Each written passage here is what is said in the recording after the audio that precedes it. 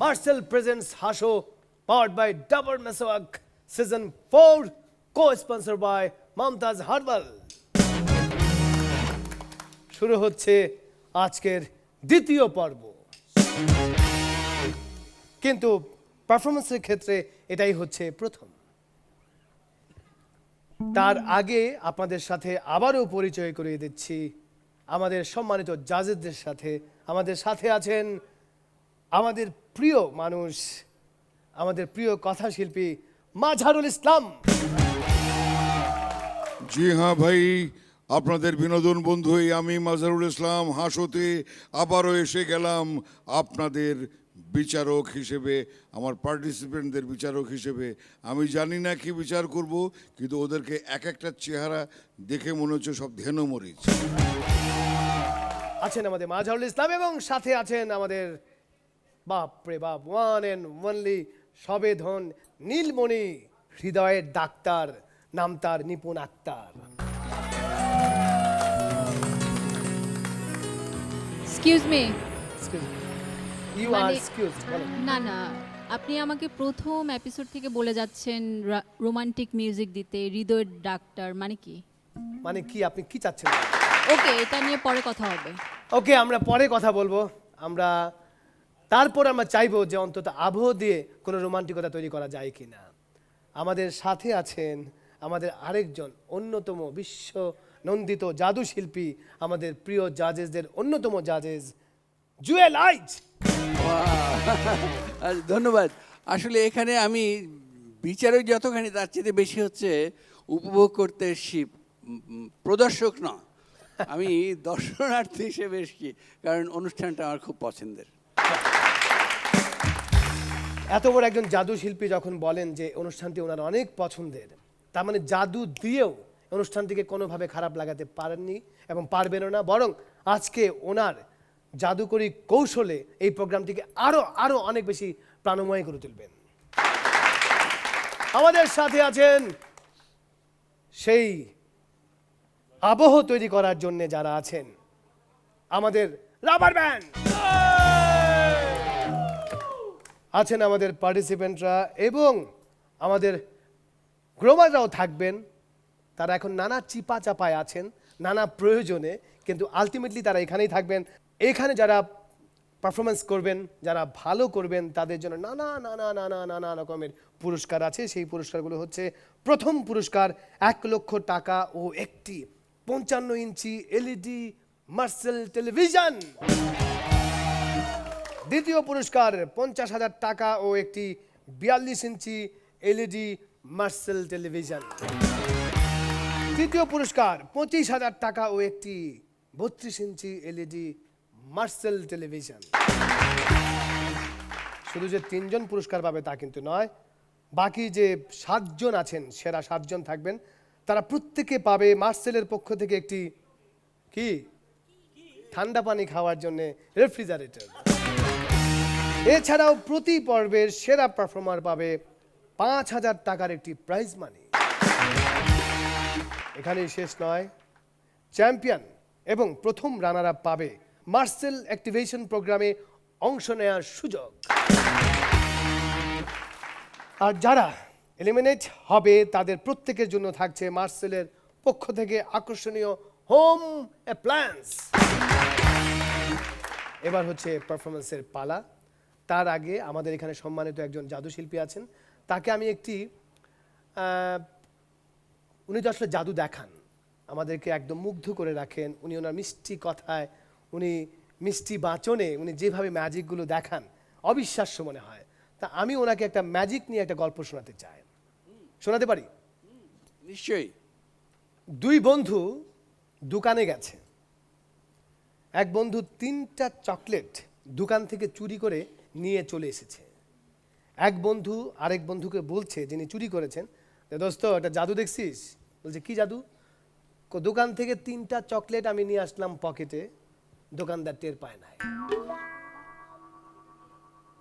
তো আরেক বন্ধু বলছে এটা তোর জাদু? বলছে হ্যাঁ। এবার আমার সাথে জাদু দেখবি? বলছে দেখা, আয় দোকানে আয়। দোকানে নিয়ে গেল। দোকানে গিয়ে সে বলল যে চাচা একটা চকলেট দেন। নাও, চকলেটটা খেয়ে ফেললো। বললো চাচা আমাকে আরেকটি চকলেট দেন। বলছে নাও, চকলেটটি খেয়ে ফেললো। বললো চাচা আমাকে আরেকটি চকলেট দেন। নাও, খেয়ে ফেললো। 3টা চকলেট খেয়ে দোকানদার বলল যে এবার টাকা দেন। না, এবার ম্যাজিক দেখাবো। বলছে কোথায়? ওর পকেটে 3টা চকলেট আছে। জাদু নিশ্চয়ই ট্রিক্স। যে যত ভালো ট্রিক জানে সে তত ভালো জাদু দেখাতে পারে। তবে এইবার এই মুহূর্তে হাসো সিজন 4-এর যিনি প্রথম, মানে আমরা যাকে বলি উদ্বোধনী ব্যাটসম্যান, যে আজকে প্রথম উদ্বোধন করবেন পারফরমেন্স দিয়ে, তিনি কিন্তু এত কাছ থেকে আসেননি। উনি এসছেন সুদূর কোত্থেকে, চট্টগ্রাম থেকে এসে। আমি জানি না বড়দা উনি এখন কি করবেন, তবে আমি আপনাদেরকে বলতে পারি যিনি আসছেন তার নাম হচ্ছেন মিলা নোভা।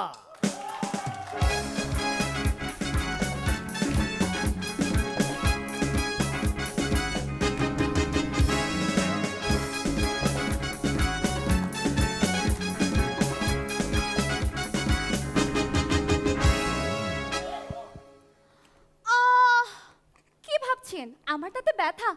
আরে না, এটা তো সেলফি তোলার নিউ পোজ। একটা মেয়ে কখন সাহসিকতার পরিচয় দেয় বলুন তো? যখন ঠোঁটে লিপস্টিক থাকা সত্ত্বেও সবার সামনে খেতে বসে। গরু আর শিশুর মধ্যে পার্থক্য হলো গরু পানি খেয়ে দুধ দেয় আর শিশু দুধ খেয়ে পানি দেয়। আমার আপু আর দুলাভাই প্রেম করে বিয়ে করেছে। একদিন আমার দুলাভাই আমার আপুকে বলছে, আচ্ছা আমার জানকে? আমার আপু বলল, আমি। আমার প্রাণকে? আমি। আমার দেহ চুরি করেছে কে? আমি। আমার মন চুরি করেছে কে? আমি। সত্যি করে বলো তো আমার মানিব্যাগ থেকে টাকাটা কে চুরি করেছে? আমি। আপনাদের মধ্যে কেউ অবিবাহিত পুরুষ আছেন? পৃথিবী বদলাতে চান? তাহলে এখনই বদলান, কারণ বিয়ের পর পৃথিবী তো দূরে থাক, টিভির চ্যানেলও বদলাতে পারবেন না। কিছুক্ষণ আগে আমি আর সাজু ভাই ডাইনিং রুমে বসেছিলাম, সুযোগে শব্দ ব্যবহার করে ফেললাম, সাজু ভাইজান আমাকে একটু হেল্প করবেন? এই শুনে সাজু ভাই আমাকে বলল, ওই আগে ফিক্সড কর, ভাই ডাকবি না জান ডাকবি? সব অবিবাহিত মেয়েদের উদ্দেশ্যে বলছি, ছ্যাঁকা খাওয়া ছেলেদের বিয়ে করবেন না, কারণ প্রতিশোধটা আপনার উপরেই তুলবে। কিছুক্ষণ আগে আমি পারফরমেন্স শেষ করে রুমে গেছি। রুমে গিয়ে মাকে ফোন দিয়ে বলছি, জানো মা আজ কিনা আমাদের জুয়েলার স্যারকে পুরাই মাখন লাগছে। এই শুনে মা আমাকে বলছে, স্যাররা বাবার মতন। তখন আমি আমার মাকে বললাম, মা তুমি খালি তোমারটাই দেখলা, আমারটা দেখলা না। Wow, great.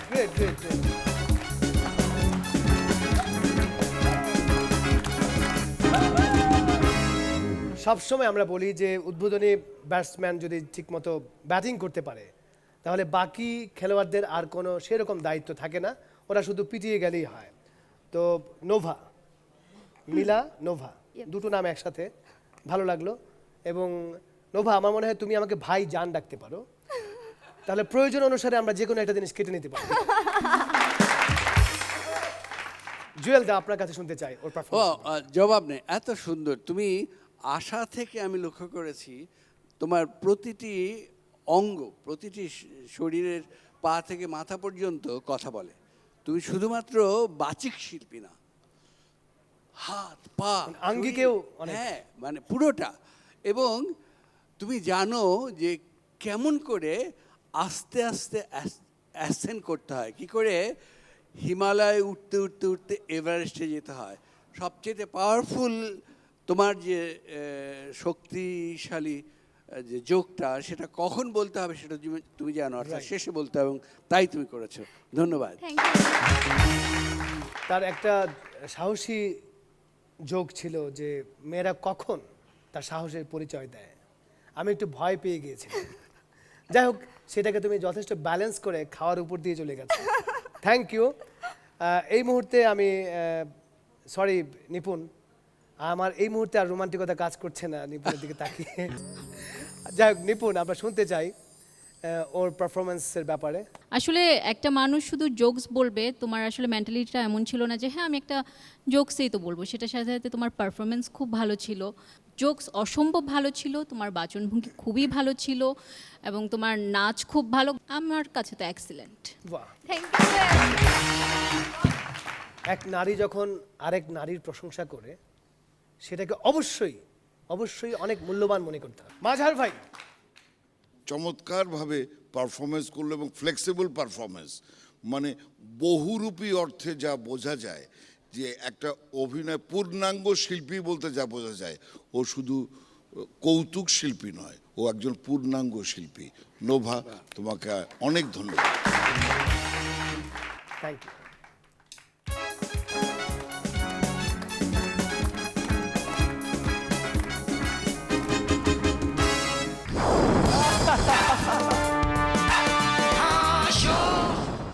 আমরা দেখলাম দুর্ধর্ষ পারফরমেন্স নোভার। এবার অন্য কোনো পারফর্মার এসে এখানে পারফরমেন্স করবে কিংবা কম্পিটিশন করবে সেই সাহসটা কেউ করেনি। সেই জন্যে আমরা যারা আমাদের গেস্ট পারফর্মার আছেন তাদেরকে আমরা ইনভাইট করছি অন্তত ব্যাপারটাকে একটু হালকা করার জন্য। কিন্তু এখন যে দুজন পারফর্মার আসবেন তারা খুবই খারাপ বদ, অবশ্য বিতর্কিত, সবার কাছে একরকম মনে নাও হতে পারে। তারা দুজন হচ্ছেন হিটলার এবং মীর জাফর। এবং হিটলার এবং মীর জাফরের ভূমিকায় যারা থাকবেন তারা হচ্ছেন হৃদয় আল মিরো এবং হেদায়েত তুর্কি। তারা সিজন 3 এর পারফর্মার।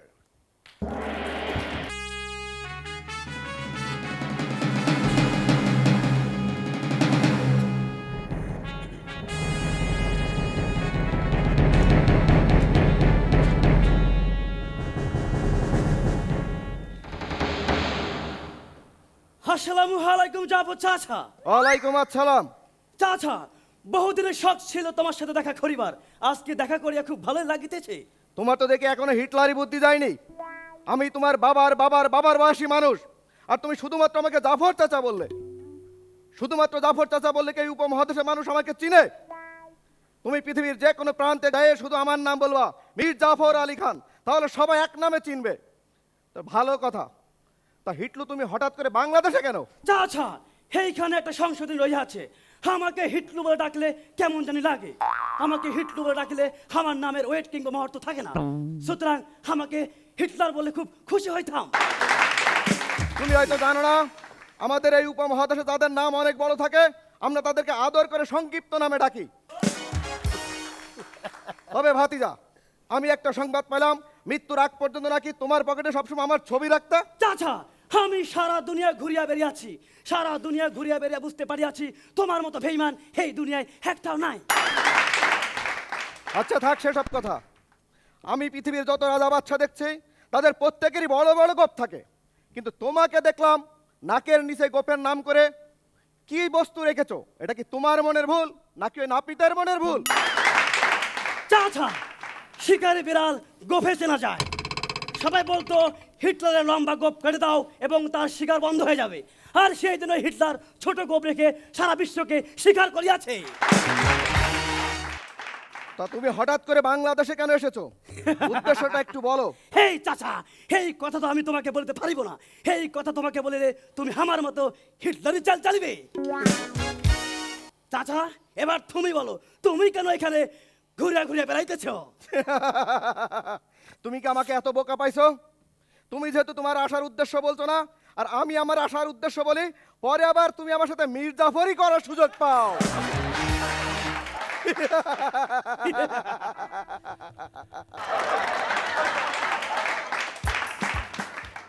নবাব মুনসিরুল মুলক শাহ কুলি খাঁ বেঈমান মির্জাফর দরবারে তশরিফ আনছেন।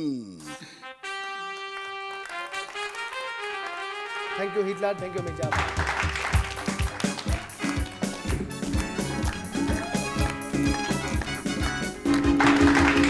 যাই হোক, আমরা জানি যে আমাদের পার্টিসিপেন্ট যারা আছেন তারা নিজেরা এক একজন হিটলারের চেয়ে ভয়াবহ। ভয়াবহ বলতে বোঝাচ্ছে যে পারফরমেন্সের দিক দিয়ে ওরা ফাটিয়ে দেবে। এবং এই মুহূর্তে যিনি ফাটাতে আসছেন এই ডায়াস একক পারফরমেন্স অনিক হাসিবুল আসছেন গোপালগঞ্জ থেকে।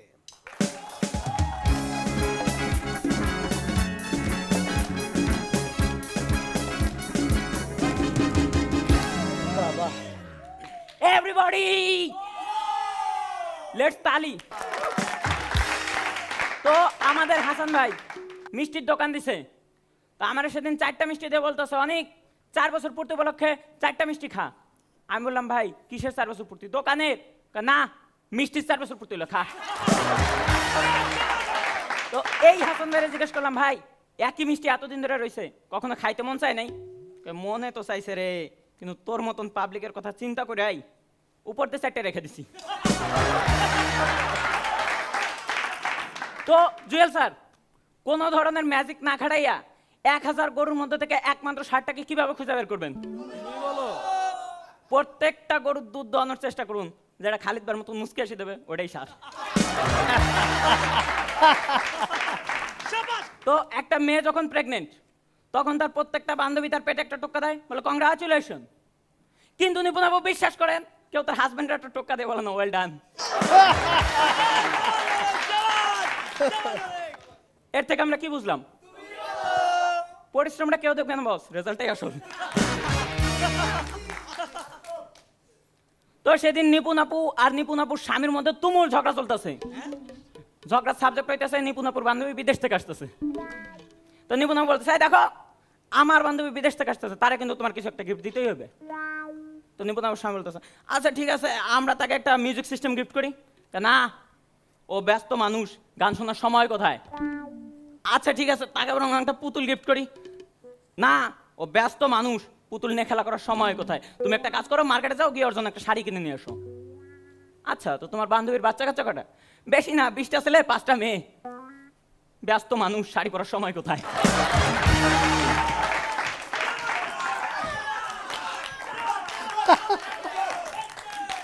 তো আমাদের মিরু ভাই খুবই বুদ্ধিমান ছেলে। এই বুদ্ধিমান তার বুদ্ধির পরিচয় দিতে পড়তেছে সিআইডিতে। তো একদিনে 1000 আসামিরা ওয়ারেন্ট করে সবগুলোর গার্লফ্রেন্ডে ধরে নিয়ে আইছে। ভাবতেছেন কেন? ফিঙ্গারপ্রিন্ট নেওয়ার জন্য। তো আমি আমার দাদার কারণে আমার বন্ধু মহলে খুবই জনপ্রিয়। কারণ হচ্ছে আমার দাদা 18 সন্তানের জনক। তো সেদিন আমার এক ফ্রেন্ড বলতেছে অনেক তোর দাদা 18 সন্তানের জনক হইলো কেন? আমি বললাম শোন, আমার দাদা প্রথমে যখন আমার বড় চাচার জন্ম দিল তখন সে ভাবলো যে এখানে যদি সে থেমে যায় তাহলে এটা হবে তার একমাত্র ছেলে, আর এতে পাড়ার সবাই তাকে আদর আদর বাদর করে তুলবে। এই জন্য সে পরে ডিসিশন নিল। তো এইবার ভাবলো যে এখানে যদি সে থেমে যায় তাহলে এটা হবে তার ছোট ছেলে, একে সবাই আদর আদর বাদর করে তুলবে। এই জন্য সে পরে ডিসিশন নিল। এইভাবে চলতেই থাকলো চলতেই থাকলো চলতেই থাকলো। বুঝলাম তো তোর দাদা 18তম মতে থেমে গেল কেন? কারণ আমার দাদা তখন বুঝতে পারছিল যে এবার তার বাদরামিটা থামাইতে হবে। তো একটা পুকুরে 3টা বক মাছ খাচ্ছিল। প্রথমটার নাম বক, তারপরের নাম বক বক, তারপরের নাম বক বক বক। তার দিন বক বক বকরে বললো হ্যাঁ রে বক বক, শুনলাম তুই নাকি বক বক বকের বাড়িতে যাসনি। এই শুনে তো বক বক আর বক বক বকের মধ্যে তুমুল ঝগড়া। ঝগড়া শেষে বক বক বক আর বক বক বক 3জন মিলে বক বক করতে করতে বাড়ি চলে গেল। মোরাল অফ দ্য স্টোরি কি? ভালো জোক না বানাইতে পারলে এরকম বক বক করাটাই তো বেস্ট অপশন।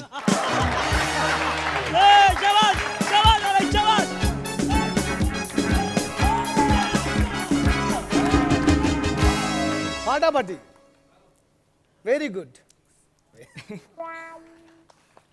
জুয়েল দা, অনিক তুমি খুব একটা ভালো কাজ করেছো। সেটা হচ্ছে জোকসের একটা বড় আদর্শ হচ্ছে চটটা নিজের গালে নিতে হয়, যা দিয়ে তুমি শেষ করলে। অর্থাৎ ভালো জোকস বানাতে না পারলে তাহলে এরকম শুধু শুধু বক বক করতে হয়, আর আমরা সবাই হেসে দিলাম। অর্থাৎ তুমি জানো যে কিভাবে করে নিজেকে রিডিকিউল করে অন্যকে আনন্দিত করতে হয়। তুমি খুবই ভালো ভালো কতগুলো জিনিস দিয়েছে যে আমরা বারবার হেসেছি। আমার শুধুমাত্র একটু কথা আছে, সেটা হচ্ছে তুমি আরেকটু মেমোরাইজ করবে, কারণ তুমি যখন কথা বলছিলে তোমার চোখ দুটো প্রায় একই জায়গায় পিটপিট করছিল, অর্থাৎ তুমি মেমোরির মধ্যে থেকে বার করছিলে, রাইট? রাইট, ওকে। আর একটা জিনিস হচ্ছে অভিনয় বা যে কোনো পারফরমেন্সে হাত কোথায় থাকবে এটা একটা বিশাল ব্যাপার। আমি লক্ষ্য করেছি তুমি যখন থেকে ঢুকেছো তখন থেকেই তুমি কনফিউজড যে তোমার হাত দুটো দিয়ে তুমি কি করবে। কখনো কখনো খুব ভালো করেছো, আবার কখনো কখনো ওই ঘুরে ফিরে এসে একটা আর একটার সঙ্গে ইন্টারলক হয়েছে। এই দুটো জায়গা ছাড়া আর সব জায়গা ছিল অসাধারণ। Thank you. নিপুণ, আমার জোকস খুব ভালো ছিল, আমি এটা অলরেডি মাথায় নিয়ে নিলাম, গিয়ে আমি শোনাবো সবাইকে। আমার জোকসটা খুব ভালো বললে। আপনার বান্ধবীটার ঠিকানাটা দিয়ে দিন। দিয়ে দিব, আপনার কি ইচ্ছা আমি তো বুঝে গেছি। আমি দেখি ওরকম নতুন নতুন অন্তত একটা পেলে শাড়ি gift করবো। যখন একটা পারফরমেন্স হয় সামনাসামনি, তখন পারফর্মারকে মনে রাখতে হবে যে আমরা কিন্তু দেখছি এবং শুনছি, দুটো জিনিস এখানে একসাথে কাজ করবে। তার মধ্যে হলো ভোকাল। ভোকাল তোমার খুব ভালো ছিল, সবই ছিল, কিন্তু আমার কোথায় গিয়ে যেন কি একটা যেন মিসিং লাগছিল। যখন ঢুকবে স্টেজে তখন মনে করতে হবে এটা আমার প্ল্যাটফর্ম, আমাকে আমার বেস্টটা দিতে হবে। কে আছে, কি করছে, কে করে গেল, ওগুলো মাথায় রাখতে হবে না। তুমি মনে করবে এটা আমার জায়গা এখন।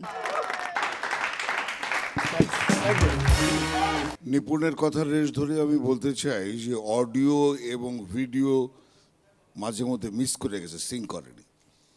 এটা তোমার বিশেষ করে পাঁচ লাইনগুলো যেগুলো ছিল সেগুলো কিন্তু জোকসটা আমি শুনতে শুনতে পাঁচ লাইনটা কিন্তু মিস করে গেছি অনেক সময় কানে।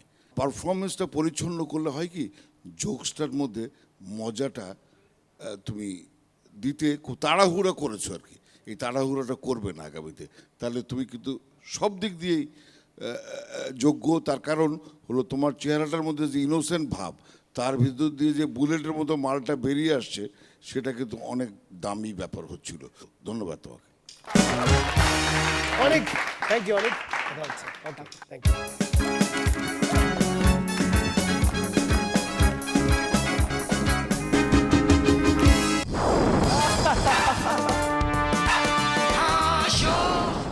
এখন তিনি আসছেন, তিনি হচ্ছেন মোহাম্মদ মোহাইমিনুল ইসলাম হিমু, এবং সেও আসছেন বর্দা চট্টগ্রাম থেকে।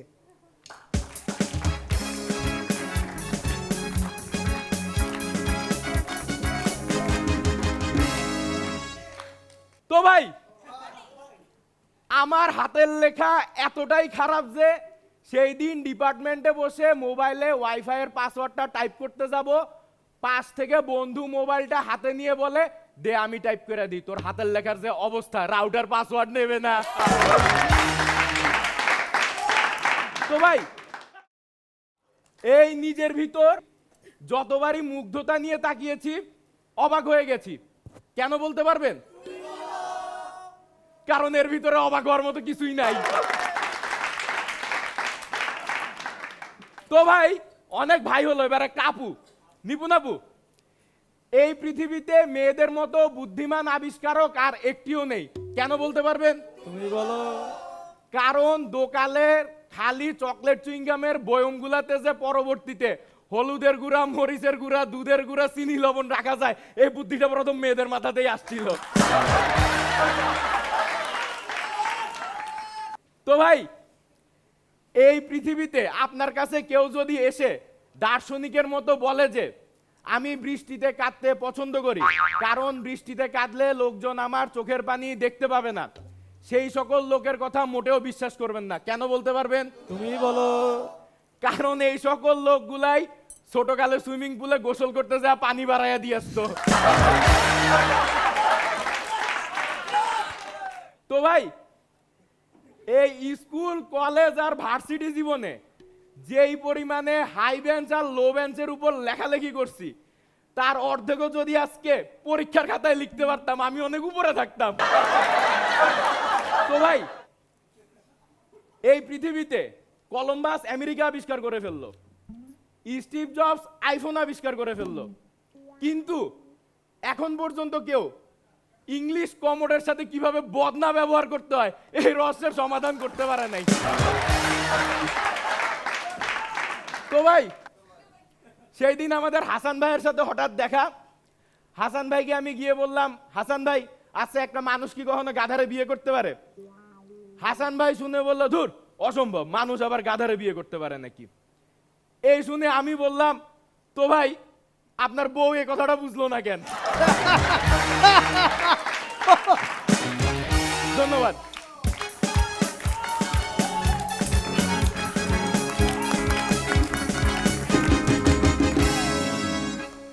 তো ভাই, না এটা খুব ভালো লাগলো আমার, যে মানে মানে সবচেয়ে মজা লাগলো যে প্রত্যেকটা ডিজাইনের মধ্যে একটা সিমিলার ছিল, যে তো ভাই, তো ভাই, চেহারার মধ্যে একটা ফুর্তি আছে। আমি জানি যে এই বিষয়ে আরো চমৎকার কথা বলবেন আমাদের জুয়েল দা। তো ভাই, এনার্জেটিক, খুব খুব এনার্জেটিক, এবং টুকরো টুকরো জোকস হিসেবে তুমি অনেকগুলো ভালো জোকস আমাদেরকে উপহার দিয়েছো। ধন্যবাদ। রানিং গ্যাগ জোকসের একটা খুব পাওয়ারফুল উপাদান। রানিং গ্যাগ হচ্ছে কিছুক্ষণ পরে পরে পরে পরে একই কথা রিপিট করা হবে, এবং দ্বিতীয়বারের চেয়ে তৃতীয়বার আরও বেশি লোক হাসবে, চতুর্থবারে আরও বেশি হাসবে, কিন্তু তুমি সেটা অসচেতনভাবে করেছো। অর্থাৎ মানুষকে ভুলিয়ে, মানুষ যখন ভুলে যাবে যে তো ভাই বলতে পারে, তুমি তখন যদি তো ভাই বলতে পারো তখন সবাই হেসে উঠবে। সেটা নাম হচ্ছে রানিং গ্যাগ, আর তা না হলে সেটা হয়ে যায় মুদ্রা দোষ। এইটা যদি তুমি একটু নজর রাখতে পারো তাহলে খুব ভালো লাগবে। যে জিনিসটা তোমার শক্তি সেইটা যেন তোমার দুর্বলতা কখনো না হয়। ধন্যবাদ। তো ভাই, তো আপুর কাছ থেকে কিছু শুনি। জি। তো আপু, তো ভাই হিমু, প্রথমে কিন্তু তোমার জোকস কয়েকটা আমার খুব ভালো লাগছিল, তারপর মনে হচ্ছে যে না, তারপর তুমি জোকসগুলো এমনভাবে বলা আরম্ভ করলে, এবং তো ভাইটা তার সাথে বদনা, তার সাথে লাইট, সবগুলি মিলিয়ে খুব ভালো ছিল। Thank you. তো ভাই মাঝহারুল ইসলাম, তোমার হেলথের সাথে মিলিয়ে তুমি খুব হেলদি জোকস বলেছো, এবং তোমার খুব ভালো হয়েছে, এবং তুমি আগামীতে আমার মনে হচ্ছে যে তুমি এত ওজন নিয়েও তুমি ওজনদার একটা কিছু করতে যাবে। ধন্যবাদ তোমাকে। Thank you Himu. তোমাকে পুরো নাম ধরে ডাকতে গেলে অনেক কষ্ট হয়, তো শুধু হিমু। ওকে, থ্যাংক ইউ ভেরি মাচ।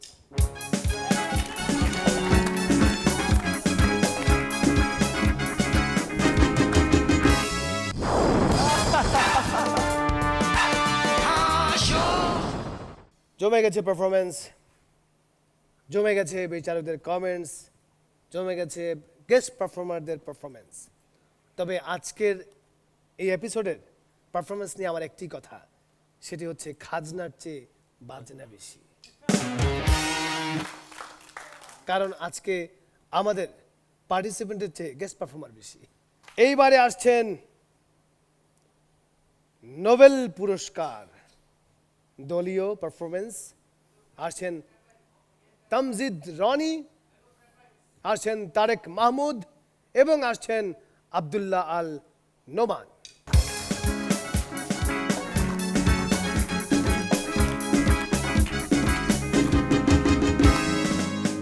দর্শক মণ্ডলী, আপনারা দেখছেন ফানি টিভি। আপনাদের সাথে আছি আমি মিস্টার আফসার আলী।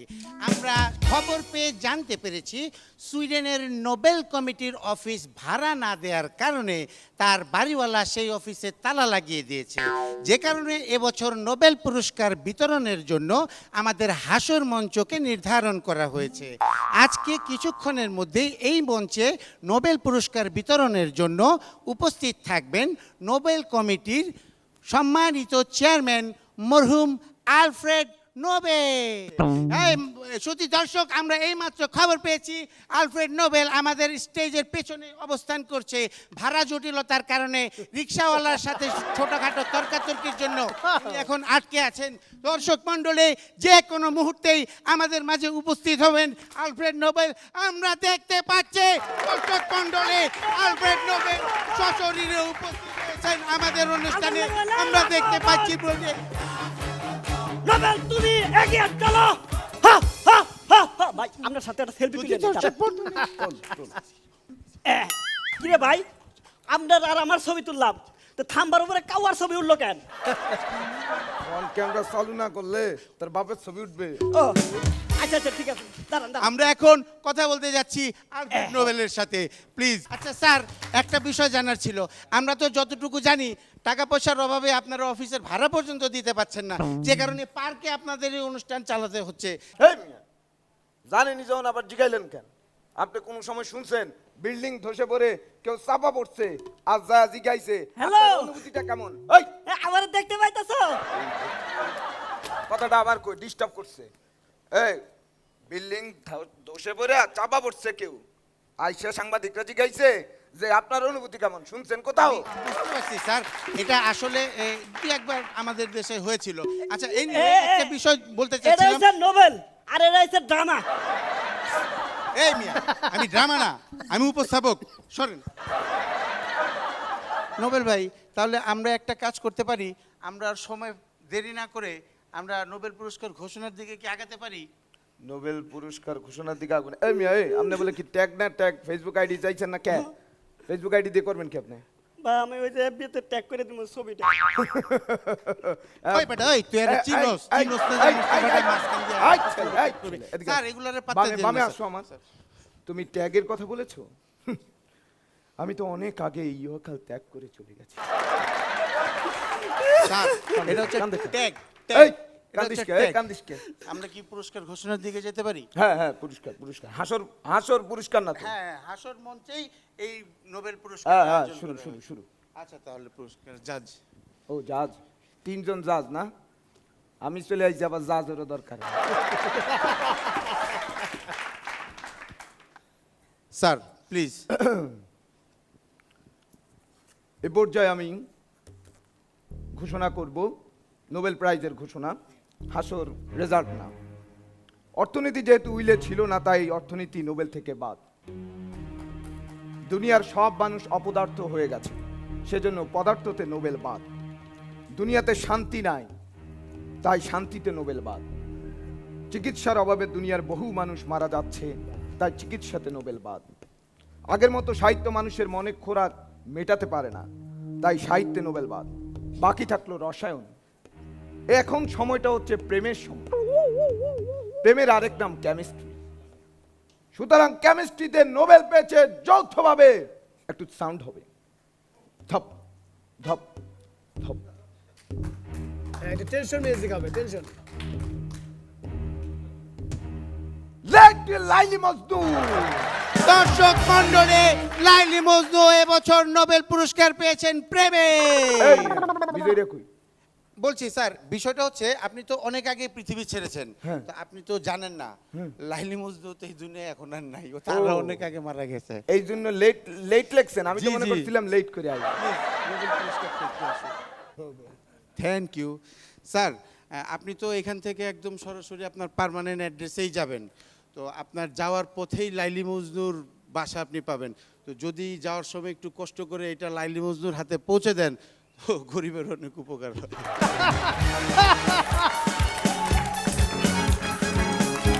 আমি নিজেও খুব গর্ববোধ করছি নোবেলের সাথে আমি হাত মেলাতে পারলাম।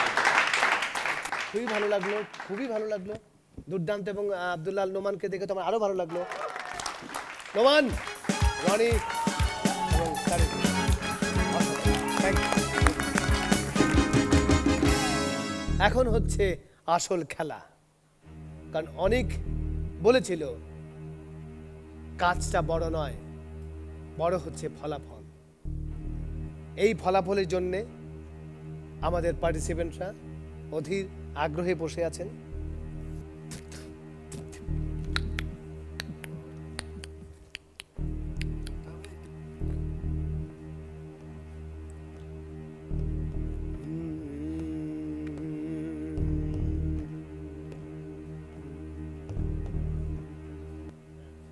প্রথমেই কঠিন একটি নাম বলবো, মোহাম্মদ মহাইমিনুল ইসলাম হিমো। আপনি এখানে আসেন। হিমো, আপনি পেয়েছেন 26.5। অনিক হাসিবুল,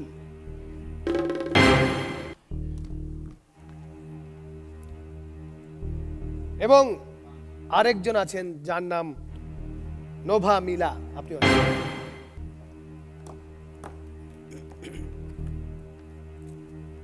অনেক হাসিবুল, আপনি পেয়েছেন 25.5। এবং সর্বাধিক নাম্বার যিনি পেয়েছেন তিনি হচ্ছেন নোভা মিলা, 32.5।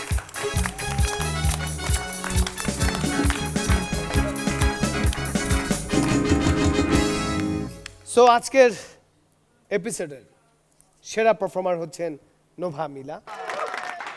তার জন্য আছে 5,000 টাকার প্রাইজ মানি। এবং আপনাদেরকে বলে রাখি, আমাদের এই হাসো সিজন 4-এ 10 পর্ব পরে আমরা এই রাউন্ড থেকে 10 জনকে বাদ দিয়ে আমরা এগিয়ে যাব বাকি 20 জনকে নিয়ে।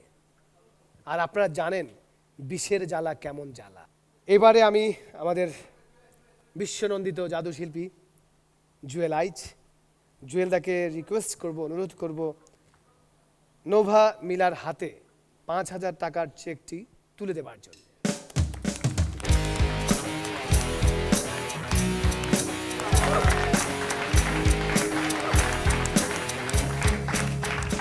আজকে আমরা একদম শেষ পর্যায়ে চলে এসেছি। শেষ পর্যায়ে আমি একজনকে এখানে রাখতে চাই, সে হচ্ছে নিপুণ। আপনি একটু কষ্ট করে একটু এখানে আসবেন।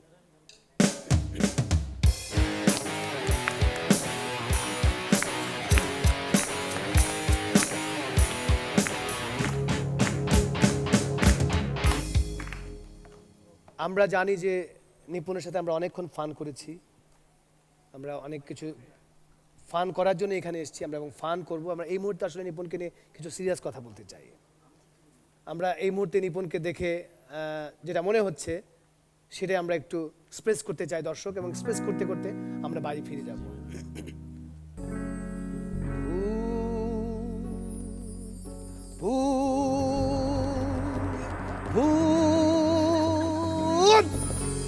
অদ্ভুত এক ভূত, অদ্ভুত এক ভূত। ভূতকে ভূত বলতে হয় না, ভূতকে ভূত বলতে হয় না। কি বলতে হয়? ভূতকে ভূত বলতে হয় না, বলতে হয় মামা। ভূতের আবার প্রিয় নাকি গায়ের জামা। ভূতকে ভূত বলতে হয় না, বলতে হয় মামা। ভূতের আবার প্রিয় নাকি গায়ের হলুদ জামা। সন্ধ্যার পর চুল খুলে বের হইও না মেয়ে, সন্ধ্যার পর চুল খুলে বের হইও না মেয়ে। ভূত এসে ঘাড় মটকে দেবে, রক্ত যাবে খেয়ে। ভূত এসে ঘাড় মটকে দেবে, রক্ত যাবে খেয়ে। আমরা চিবিয়ে চিবিয়ে খাই, আমরা টেনে নিয়ে যাই, যা কিছু সামনে পাই ধ্বংস করে যাচ্ছি। বাই বাই সবাইকে, অনেক অনেক ধন্যবাদ। অবশ্যই আবার দেখা হচ্ছে আমাদের পরবর্তী এপিসোডে। Thank you.